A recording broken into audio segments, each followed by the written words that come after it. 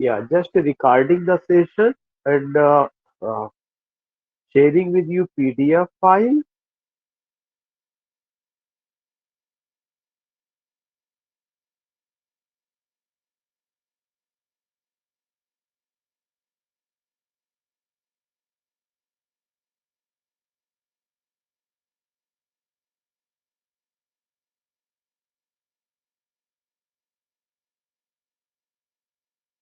I think it's visible. Sir. या now you find कि आज जो हमें सबसे पहला टर्म लेना है उस टर्म का नाम है द डिकेडेंस। आप ये सोचेंगे कि इसका क्या है, कभी हमने सुना नहीं, यानी ऐसा नहीं कि आपने सुना नहीं है, यू नो अबाउट इट। लेकिन इनमें से क्या क्वेश्चन इंपॉर्टेंट है, हमें क्या चीज समझना है, ये चीज ध्यान में रखना है। द डिकेडेंस एक तो शॉर्ट आंसर टाइप क्वेश्चंस में कभी कभार जहाँ पे रिटेन एग्जामिनेशन होता है वहां पे पूरा का पूरा इससे रिलेटेड क्वेश्चंस ही पूछा जाता है। तो द डिकेडेंस क्या है, किस तरह का लिटरेरी मूवमेंट था, इसको I will explain. You will come to know कि in the latter part of the 19th century, सबसे पहला चीज की जो डिकेडेंस से संबंधित बात हो किस सेंचुरी के, 19th सेंचुरी की है। सम फ्रेंच प्रोपोनेंट्स, और कहाँ के फ्रेंच राइटर्स में, some French proponents of the doctrines of aestheticism, specially Charles Baudelaire. क्या नाम था? Charles Baudelaire. जो एस्थेटिसिज्म था उसी एस्थेटिसिज्म से ही या उसी समय एक और मूवमेंट चलता है डिकेडेंस का। अगर आपको याद होगा, मैंने बताया था कि एस्थेटिसिज्म लिटरेचर में उस मूवमेंट को कहा जाता है जो किससे रिलेटेड था, that was related to the beauty of literature, that was related to fine arts. जो एस्थेटिसिज्म जो है एक ऐसी आइडियोलॉजी का प्रैक्टिस है, या एक ऐसी आइडियोलॉजी का आप बिलीविंग कह सकते हैं, जो कि लिटरेचर में केवल डिलाइट और प्लेजर देखता है, ना कि उसमें कोई मॉरल एजुकेशन पाता है, या कोई उसमें इंस्ट्रक्शन नहीं पाता, या कोई टीचिंग नहीं पाता। तो ये जो एस्थेटिसिज्म था उसकी शुरुआत जो है फ्रांस से हुई थी। उसके एक बड़े राइटर का नाम चार्ल्स बॉडलेयर था। इसी समय ही जो है एक और मूवमेंट चलता है जिसका नाम क्या था, द डिकेडेंस। तो एस्थेटिसिज्म और डिकेडेंस एक दूसरे से आप कह सकते हैं कि जुड़ा हुआ है या उसी समय से रिलेटेड है। also espoused views and values that developed into a movement called the decadence। इसका मतलब ये हो गया कि जो द डिकेडेंस मूवमेंट है इसकी नींव रखने वाले आदमी का क्या नाम है, चार्ल्स बॉडलेयर। एक क्वेश्चन आपका यही बनेगा, who laid down the foundation of the movement the decadence? The foundation of the movement the decadence was laid down by Charles Baudelaire. Charles Baudelaire जो है क्या थे, फ्रेंच प्रोपोनेंट थे, फ्रांस से बिलोंग करने वाले थे। किस सेंचुरी में बात होती है, 19वीं शताब्दी में बात होती है। ये यहाँ तक क्लियर हो गया होगा। उसके बाद जो है क्या है कि the term was based on qualities attributed to the literature of Hellenistic Greece and other point. ये जो टर्म है यह उस क्वालिटी पर आधारित था लिटरेचर की जिसमें हेलेनिस्टिक ग्रीस की बात की जाती है। ग्रीस का मतलब यूनान। यूनान में जो है ब्यूटी को लेकर के एक हेलेनिस्टिक अप्रोच था, चाहे आप कह सकते हैं कि पीर हेलेन को लेकर के, या वहाँ का आर्किटेक्ट, या वहाँ का ब्यूटी का एक कॉन्सेप्ट था, और या कहाँ का कॉन्सेप्ट था, ग्रीस का कॉन्सेप्ट था। ग्रीस को हम यूनान के भी नाम से जानते हैं। तो जो यूनान था वहाँ पे जो ब्यूटी का कॉन्सेप्ट था जिसे हम हेलेनिस्टिक ग्रीस कहा जाता है, in the last 3 centuries BC and to Roman literature after the death of the Emperor Augustus in AD।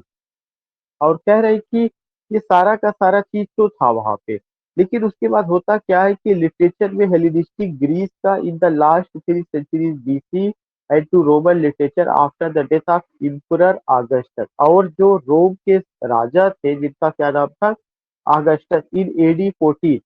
मैं आपसे यहाँ पे एक क्वेश्चन जानना चाहता हूँ कि what do you know about king या what do you know about emperor Augustus? Emperor Augustus के बारे में आप क्या जानते हैं? कुछ आपको याद आ रहा है?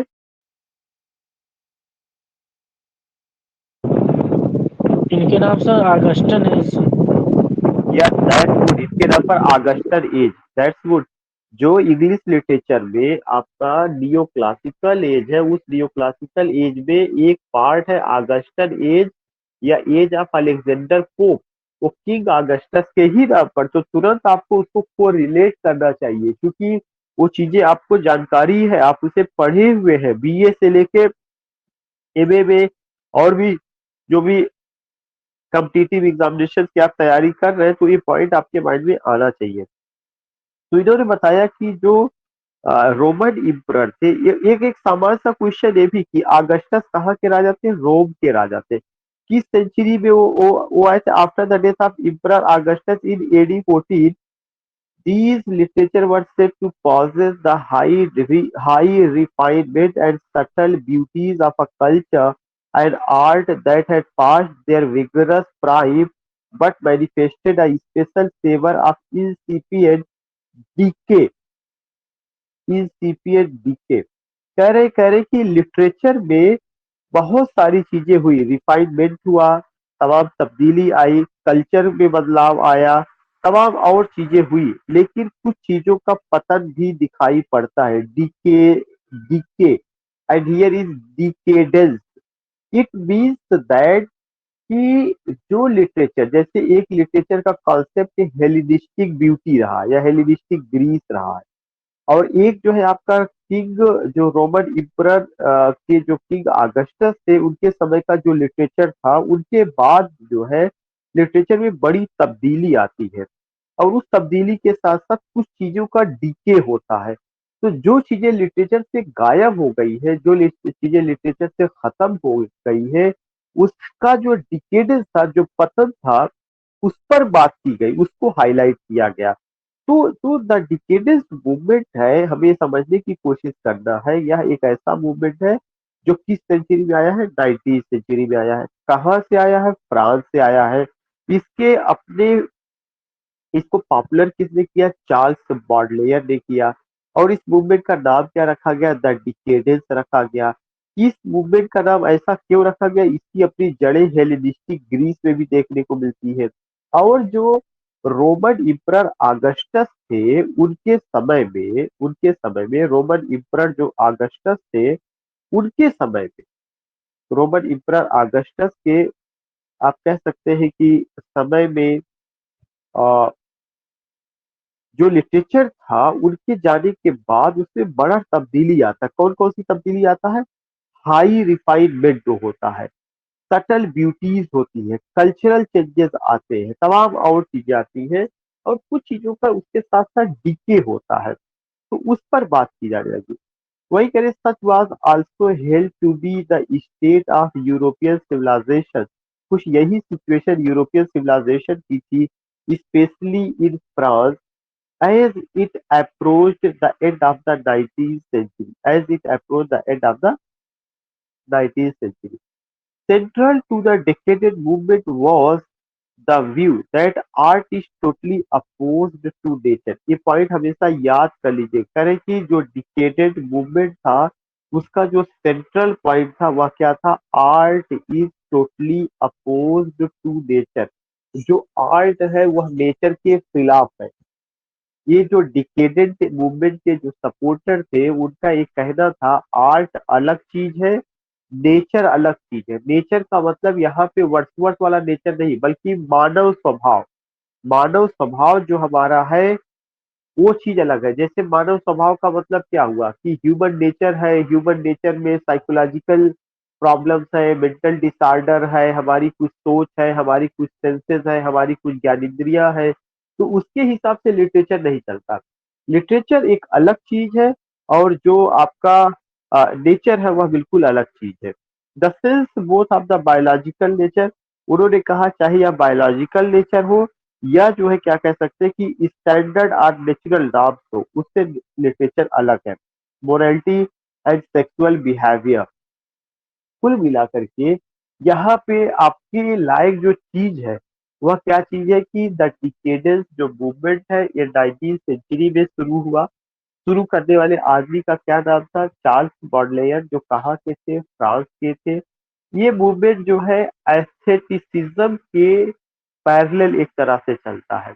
जो एस्थेटिक मूवमेंट था, उस एस्थेटिक मूवमेंट पे जिस चीज को महत्व दिया गया वो ब्यूटी को दिया गया।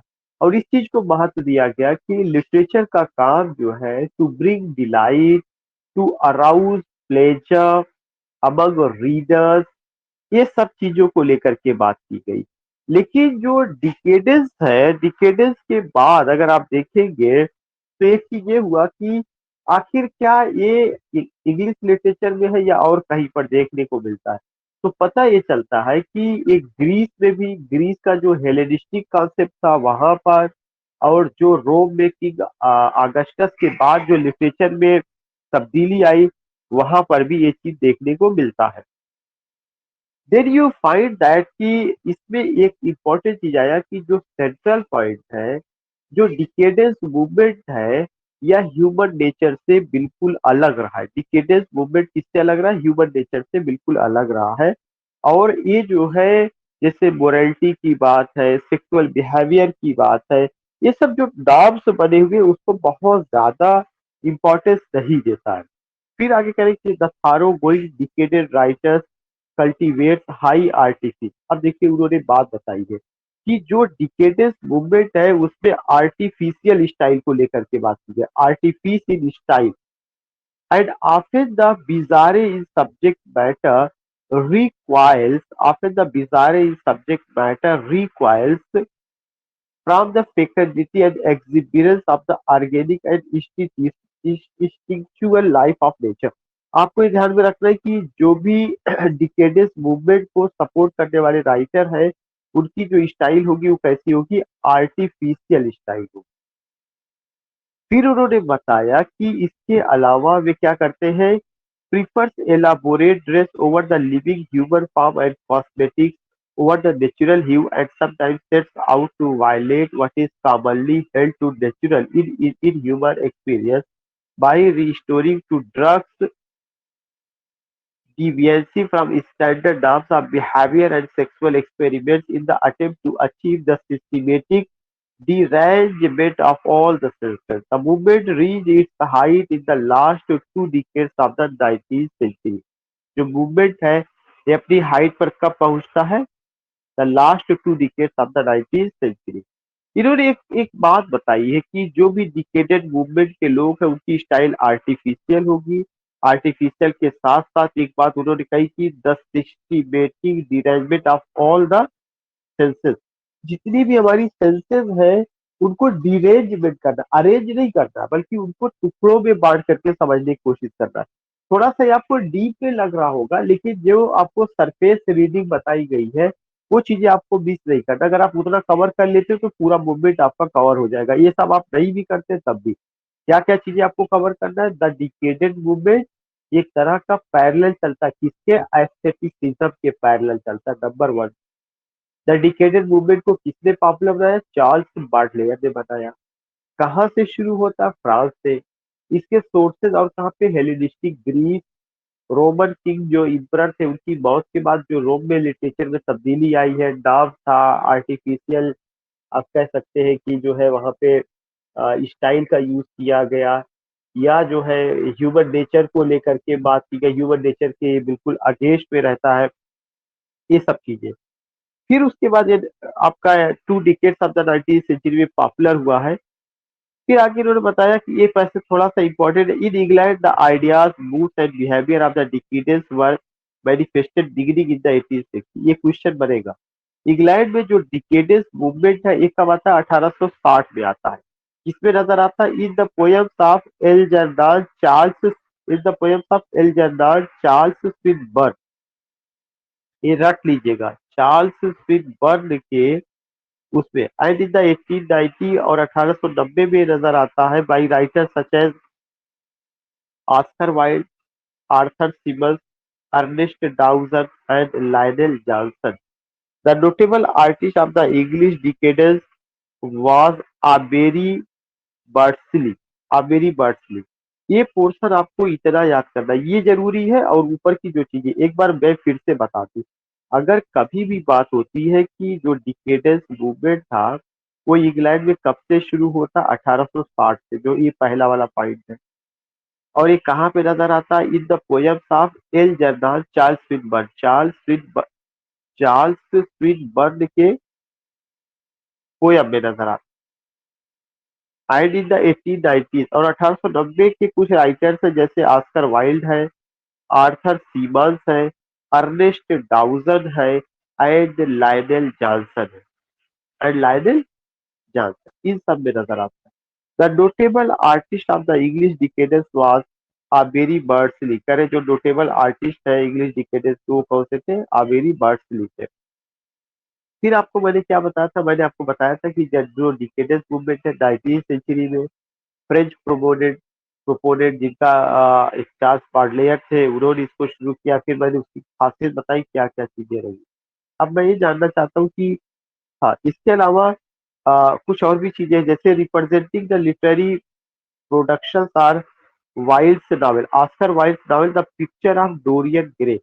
ये बहुत इंपॉर्टेंट है, कई बार पूछा जा चुका है। किस प्लेस सैलोमा, सैलोम ऐसे एलो या बी, ये वाला। तो ये अगर कभी आता है कि जो डिकेडेड मूवमेंट है वो आखिर किस वर्क में नजर आता है, तो ऑस्कर वाइल्ड का जो नॉवेल है the picture of Dorian grey और उनका प्ले सैलोम में नजर आता है। द इम्फेसिस ऑफ द डिकेडेंस, जो उनका इम्फेसिस था डिकेडेंस का, वो ड्रग ड्रग परसेप्शन पर था, सेक्सुअल एक्सपेरिमेंटेशन पर था, deliberate inversion of conventional moral social and artistic norms. जो ये आर्टिस्टिक नॉर्म्स वगैरह थी सबको बहुत ज्यादा नहीं मानते थे, और उसको जो है मॉडर्न जमाने के हिसाब से अपने हिसाब से तब्दीली करते थे। और इसका एक असर बीट राइटर्स पे भी, बीट राइटर्स आपको पता नहीं पढ़ाया था या नहीं, आएगा जो 1950 में आते हैं वहां पे देखने को मिलता है। तो आपको ये देखिए एक चीज, एक क्वेश्चन बहुत कॉमन सा बनेगा कि डिकेडेंस मूवमेंट का असर 20वीं शताब्दी के किस पोएट्स के साथ देखने को मिलता है, तो उसका नाम बीट पोएट्स है। और डिकेडेंस जो मूवमेंट के लोग हैं वो सब क्या करते थे, जितने भी नाम थे ट्रेडिशनल नाम थे उसको बिल्कुल किनारे लगा देते थे, अपने हिसाब से चीजों को लेकर के बात करते थे। इसका एक बड़ा नाम ऑस्कर वाइल्ड जो राइटर है, उनका एक नॉवेल है the picture of Dorian grey, 1891 में आई है। उनका जो प्ले है सैलोम 1893। ये कुछ नाम है जो आपको भूलना नहीं, चार्ल्स बार्डलेयर का नाम नहीं भूलना है, एस्थेटिसिज्म नहीं भूलना है, बीट पोयट्स नहीं भूलना है। और जो ये आपके डिकेडेंस मूवमेंट के जो लोग हैं उनका इम्फेसिस किस पर था, उनका इम्फेसिस ड्रग्ड परसेप्शन पे था, सेक्सुअल एक्सपेरिमेंटेशन पे था, and the deliberate inversion of conventional moral social और आर्टिस्टिक नॉर्म्स, उन सबको लेकर के। तो I think you got it. क्या किसी को कोई प्रॉब्लम तो नहीं इसको समझने में? देखिए आज का जो टर्म है वो कठिन है, मैं आपको बता रहा हूँ, लेकिन इस कठिन का मतलब ये नहीं कि आपको समझ में नहीं आएगा। मेरे पढ़ाने के बाद अगर आप दोबारा रिवीजन कर लेंगे या लेक्चर को सुन लेंगे तो यू विल बी एबल, क्योंकि डिकेडेंस आपको हो सकता है कभी ना पढ़ाया गया हो, या हो सकता है आपने नाम सुना हो लेकिन इतना डिटेल में नहीं पता रहा होगा इस किस तरह का मूवमेंट था, कौन से लोग थे, कब आया था, क्या बातें होती थी, ये सब चीजें। विक्टोरियन एज का ये मूवमेंट जो है विक्टोरियन एज का हिस्सा है। जब ऑक्सफोर्ड मूवमेंट की बात होती है, सेक्टेरियन मूवमेंट की बात होती है, जब जो 1990s की बात होती है, जब प्री रैफेलिस्ट मूवमेंट की बात होती है, तो उसी समय तक डिकेडेंस की बात होती है। क्या लोगों को समझ में आ गया या कहीं से कोई दिक्कत है?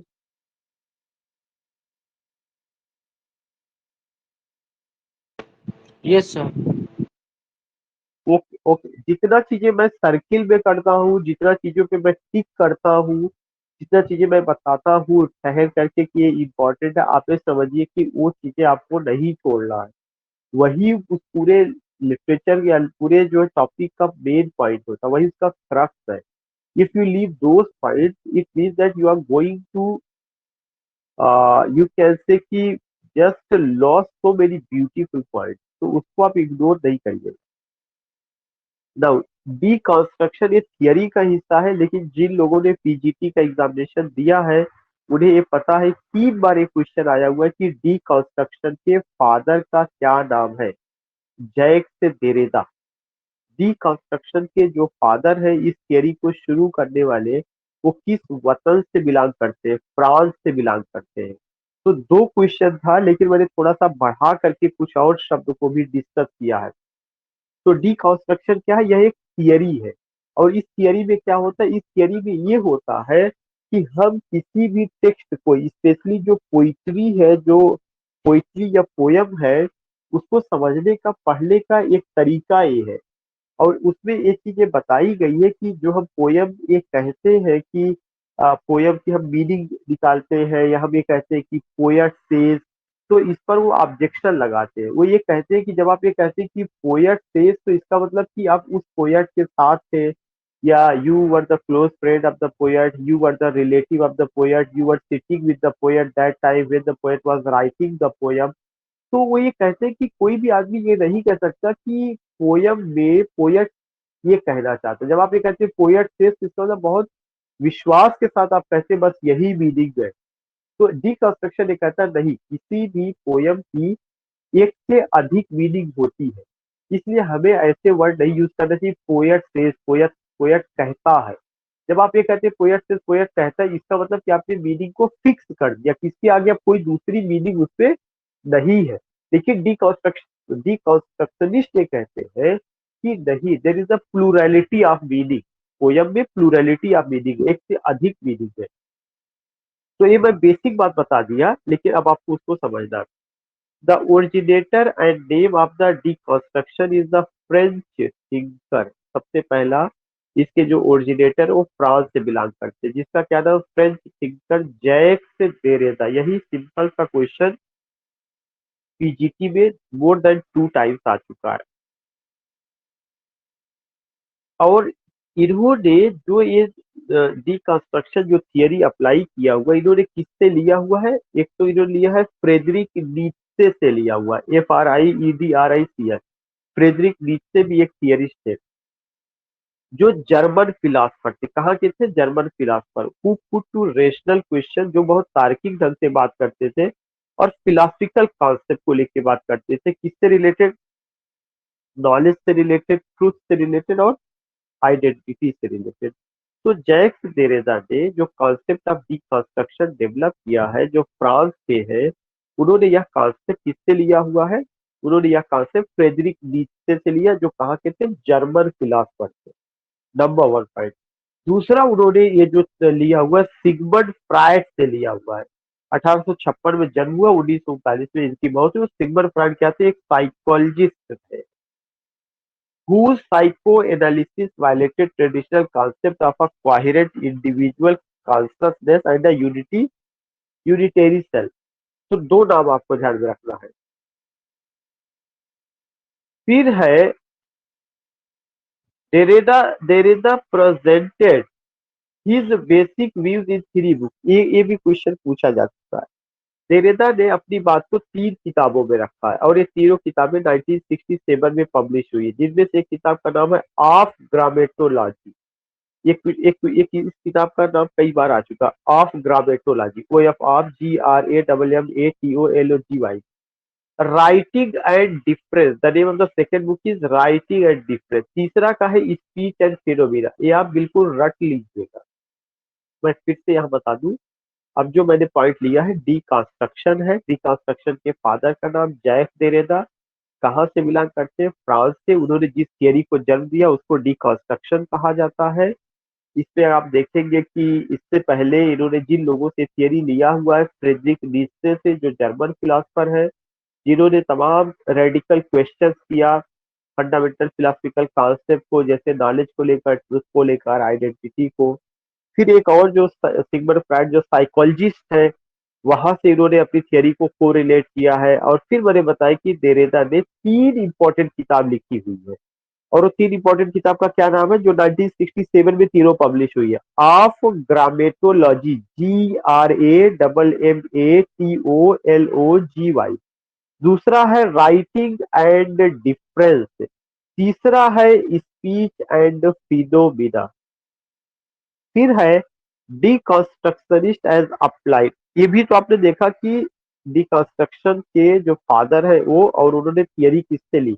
अब इसमें ये बताया जा रहा है कि डिकंस्ट्रक्शन में होता क्या है। मैंने आपको वो चीज पहले बता दिया, डिकंस्ट्रक्शन एक थियरी है जो बताती है कि किसी टेक्स्ट को कैसे पढ़ा जाए, खास करके पोयम को कैसे पढ़ा जाए, उसको पढ़ने का तरीका क्या है, उसको कैसे एक्सप्लेन किया जाए। जैसे आइए रिचर्ड्स ने प्रैक्टिकल क्रिटिसिज्म को बताया था, ऐसे उन्होंने क्या बताया हुआ है, deconstruction as applied in the criticism of literature designates a theory and practice of reading that questions and claims to subvert or undermine the assumption that the system of language provides ground that are adequate to establish the boundaries of coherence or unity and determinate meaning। कुछ नहीं करना, केवल एक point, determinate meaning of a literary text.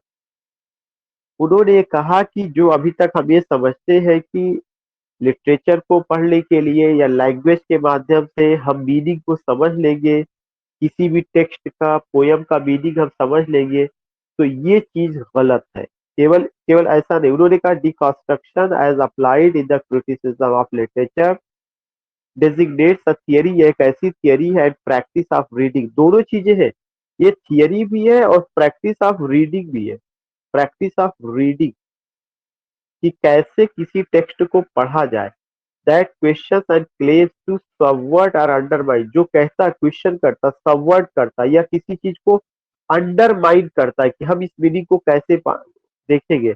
The assumption that the system, जो लोग खास करके इस एजम्पशन को अंडरमाइन करता है, जिसमें एक सिस्टम डेवलप किया गया कि लैंग्वेज प्रोवाइड्स ग्राउंड, की लैंग्वेज जो है हमें क्या करता है, भाषा ही हमें जो है क्या करता है, ग्राउंड प्रोवाइड करता है, और यह अपने में पर्याप्त है to establish the boundaries the coherence और यूनिटी एंड डिटर्मिनेट मीनिंग, कि हम केवल जो लिखा गया है उसी लिखे के आधार पर ही मीनिंग को प्राप्त कर लेंगे।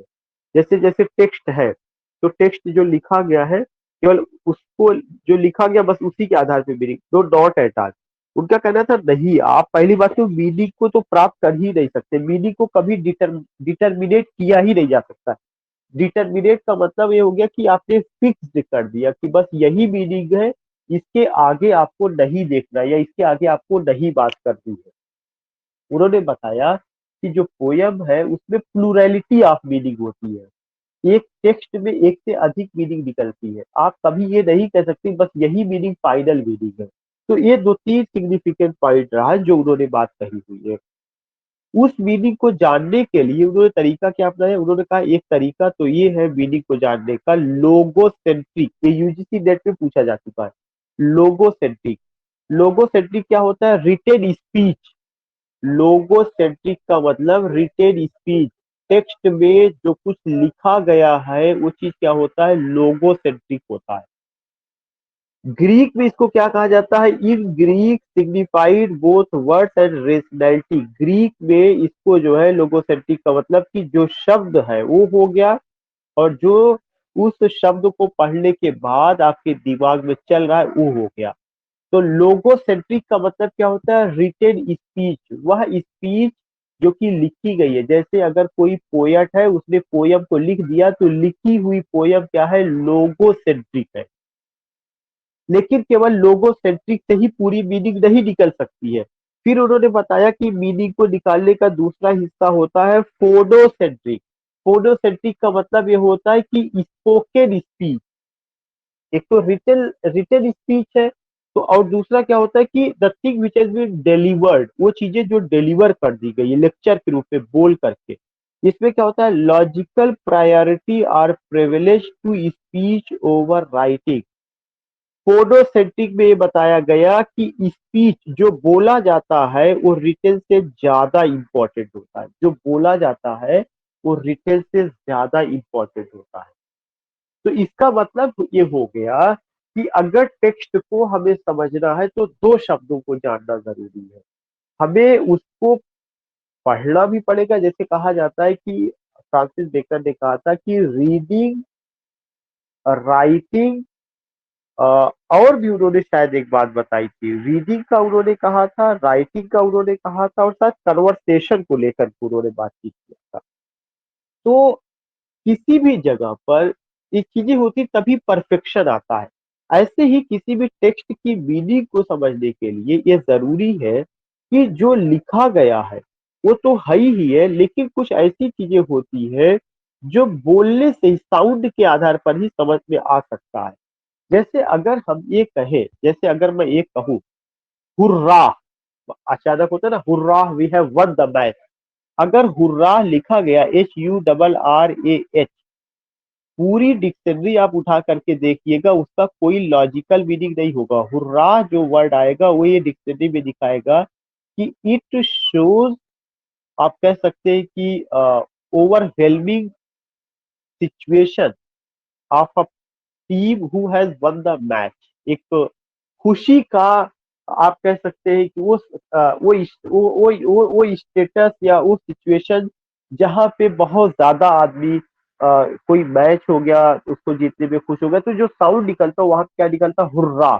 तो जो हुर्रा है ये रिटेन से उतना समझ में नहीं आएगा जितना कि बोलने पर समझ में आएगा, जेस्चर से समझ में आएगा, पोस्चर से समझ में आएगा, क्योंकि ये साउंड ओरिएंटेड वर्ड है।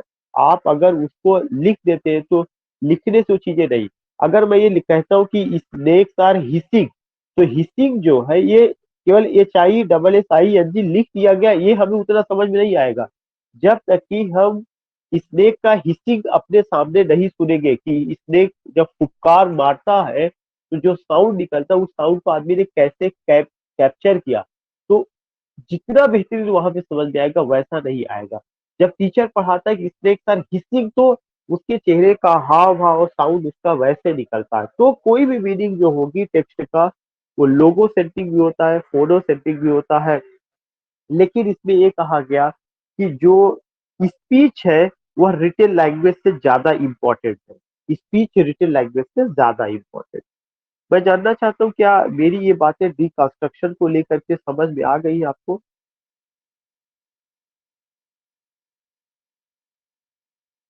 Can anyone tell me? Yes yes sir. Sir. ठीक है, लोगोसेंट्रिक, फोनोसेंट्रिक। मैं आपको बहुत सरफेस की बातें बता रहा हूँ, डिकंस्ट्रक्शन काफी डिफिकल्ट है, लेकिन मैं आपको सरफेस रीडिंग को लेकर के चल रहा हूँ।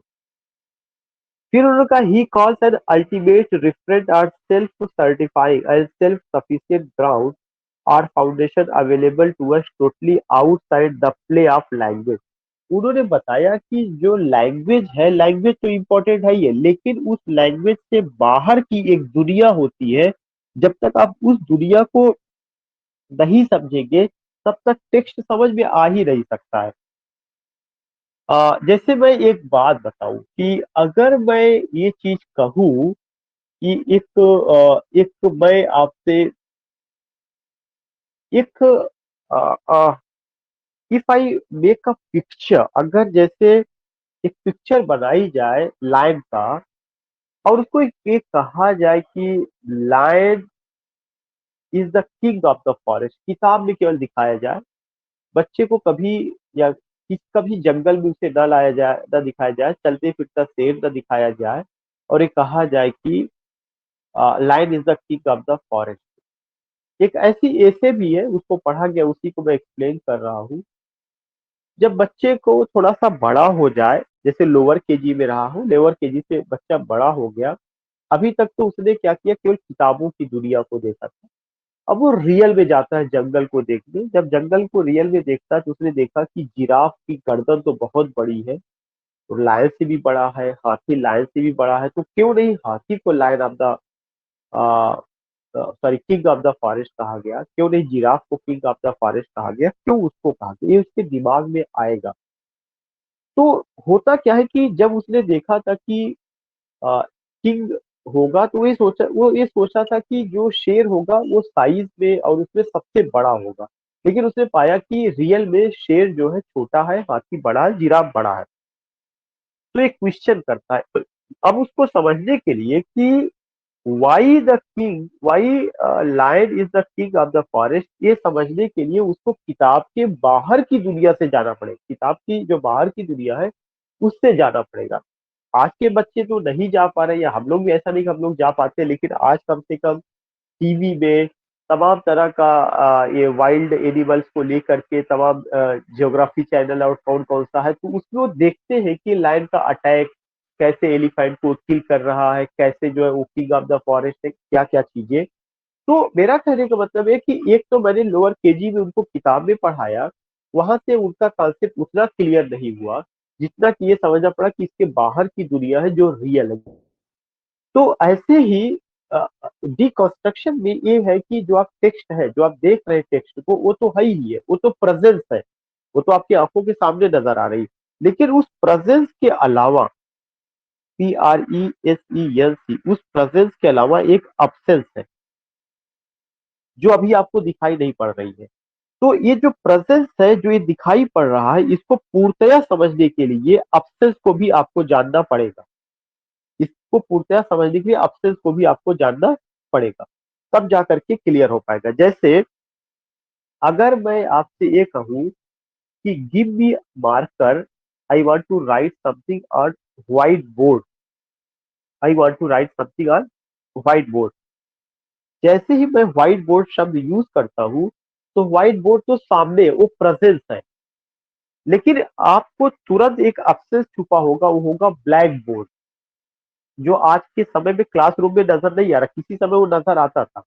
तो जो जो प्रेजेंस जो व्हाइट बोर्ड है, व्हाइट बोर्ड आपको कैसे समझ में आया कि व्हाइट बोर्ड है? ऐसा नहीं कि उसका कलर व्हाइट है, क्योंकि उस व्हाइट का अपोजिट क्या है, उस व्हाइट का बाइनरी या उस व्हाइट का अपोजिट ब्लैक है। तो व्हाइट का इंपॉर्टेंस इसलिए उसका अपोजिट ब्लैक एग्जिस्ट करता है, जो अब्सेंस है। ऐसे ही जो टेक्स्ट में लिखा हुआ है वही उतना सफिशिएंट नहीं समझने के लिए, उसका एक पार्ट है जो अब्सेंस है, जहां पर आपको सिग्नल मिलते हैं, वहां पे आपको जाना पड़ता, अपने दिमाग को लगाना पड़ता, तब पूरा मीनिंग जाकर के समझ में आती है। जैसे अगर आपको याद होगा, आपने एक पोयम पढ़ी है डोवर बीच, उसमें एक लाइन है, come to the window sweet is the night air, खिड़की के पास आओ, देखो रात में ठंडी हवा बह रही। पोएट बुलाता है किसी को, लेकिन पोएट ने पोयम में कहीं नहीं लिखा कि वो अपनी पत्नी को बुला रहा है, बिलव्ड को बुला रहा है, या जो है दोस्त को बुला रहा है। तो जो पोयम है उसमें पढ़ने के बाद ऐसा लगता है वो किसी को बुला रहा है, लेकिन हम ये कहीं पे दावे के साथ नहीं कह सकते कि poet is calling his wife, या poet is calling his beloved, या पोएट से beloved is giving company to the poet, no not at all. जब भी हम लगाएंगे कि perhaps poet is calling his lovable wife, perhaps poet is calling his lovable beloved, या इस तरह से हम परहैप्स शायद लगाएंगे। क्यों? क्योंकि हम वहां मौजूद नहीं थे होटल में कि पोएट किसको बुला रहा है। जब पोएट ने पोयम को लिखा तब भी हम मौजूद नहीं थे, इसलिए हम दावा नहीं कर सकते। तो वहां पे क्या है, प्रेजेंस क्या है? प्रेजेंस है कि पोएट किसी को बुला रहा है। अब्सेंस क्या है, पोएट किसको बुला रहा है ये क्लियर नहीं है। तो प्रेजेंस को जो दिखाई पड़ रहा है बुला रहा है, उसको समझने के लिए हमें ये लगता है कि वह किसी को भी बुला सकता है, ही को बुला सकता है, शी को बुला सकता है।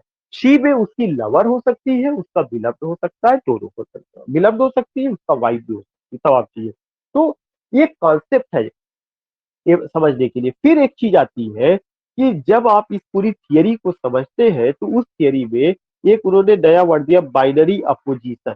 बाइनरी अपोजिशन क्या है कि पूरी दुनिया का स्ट्रक्चर दो अपोजिट चीजों से मिल करके बना हुआ है।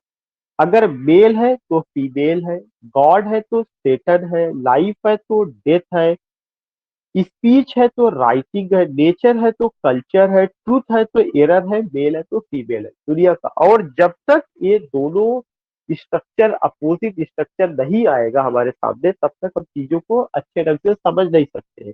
मेल पूर्णतया तभी समझ में आएगा जब उसका बाइनरी फीमेल हमारे सामने मौजूद होगा। अगर फीमेल एग्जिस्ट नहीं करती है या उसका एग्जिस्टेंस नहीं है, तो मेल को कोई नहीं समझ सकता हु इज मेल। मेल को मेल हम इसलिए कहते हैं बिकॉज उसका अपोजिट फीमेल है। डे इसलिए क्योंकि उसका अपोजिट नाइट है।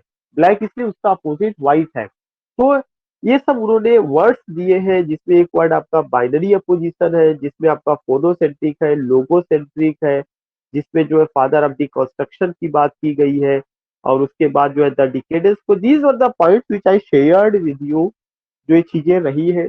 I think you have enjoyed this, खास करके डिकंस्ट्रक्शन का। एक बार आप इसे और पढ़ लीजिएगा, और मुझे नहीं लगता कि किसी तरह का कोई दिक्कत आएगी उसमें, you will be able to understand. ठीक है, तो we will meet tomorrow, and tomorrow will come with two session. One session मैं मैसेज करूंगा मोस्ट प्रोबेबली एलटी का, जो सीरीज है I will start in the evening at 5 p.m. और जो आपकी क्लास है 7:30 पे रहेगा। आज थोड़ा सा डिले हो गया but it will be at 7:30। If you have any problem you can drop message.